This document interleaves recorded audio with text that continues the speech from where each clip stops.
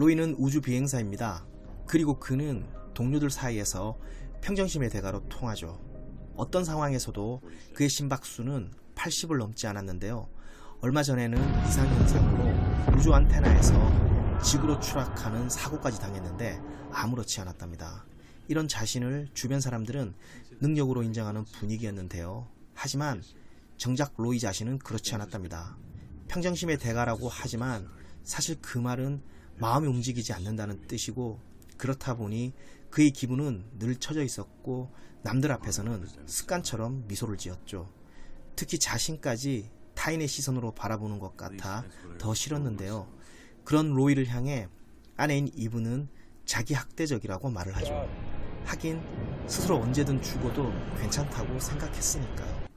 이런 무감각한 자신이 잘못됐음을 로이도 이미 알고 있었는데요. 하지만 그의 마음은 생각대로 움직이질 않았답니다. 그런데 그 무렵 지구에는 인류를 위협할 전류 급증 현상인 서지 사태가 연이어 터지고, 그게 수십 년 전 우주에서 다른 지적 생명체를 찾기 위해 리마 프로젝트를 수행하다 실종된 아버지 때문이란 걸 로이는 알게 됩니다.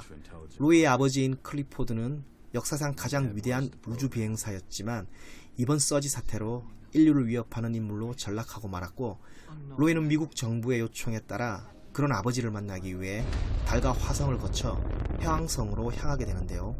과연 로이의 외로운 여행에는 무엇이 기다리고 있을까요? 안녕하세요, 이상길입니다.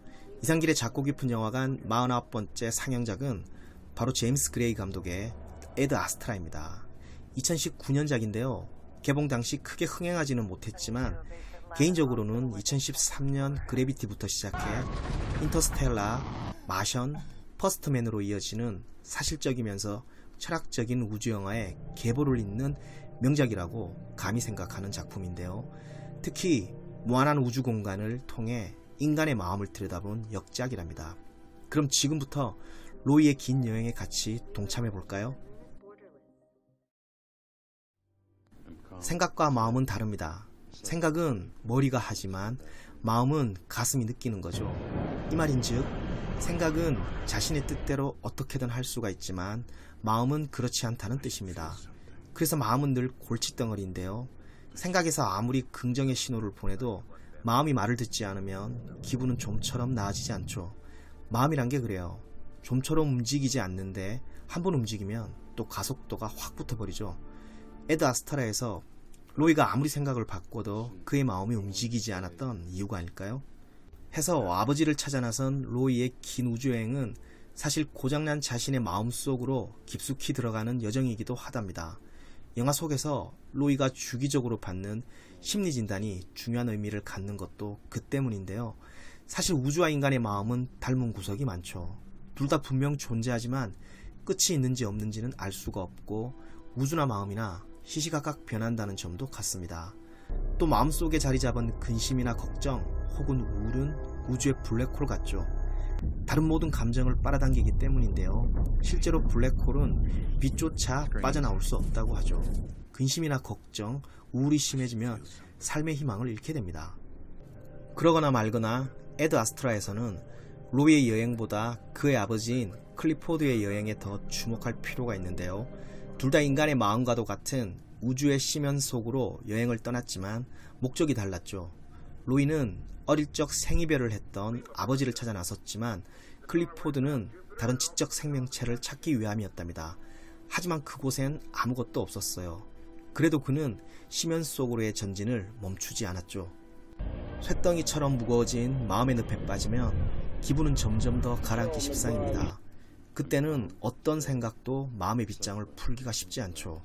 중력에 중력이 더해지다 보면 결국 블랙홀이 되기 마련이고, 다른 지적 생명체의 존재에 집착하며 우주의 심연 속으로 계속 들어가려 했던 클리포드의 마음속에는 이미 블랙홀이 생겨버린 듯 합니다. 수십 년 동안 생이별을 했던 아들이 자신과 같은 우주비행사가 되어 지구로부터 태양계 끝 해왕성까지 날아왔지만 아버지는 블랙홀에서 벗어날 수가 없었어요.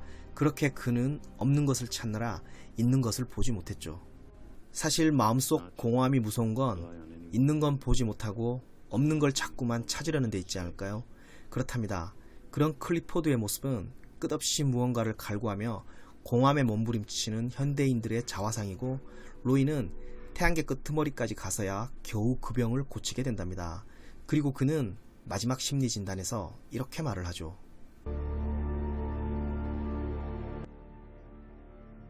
I slept well, no bad dreams. I am active and engaged. I'm aware of my surroundings and those in my immediate sphere. I am focused on the essential to the exclusion of all else. I'm unsure of the future, but I'm not concerned. I will rely on those closest to me, and I will share their burdens as they share mine. I will live and love.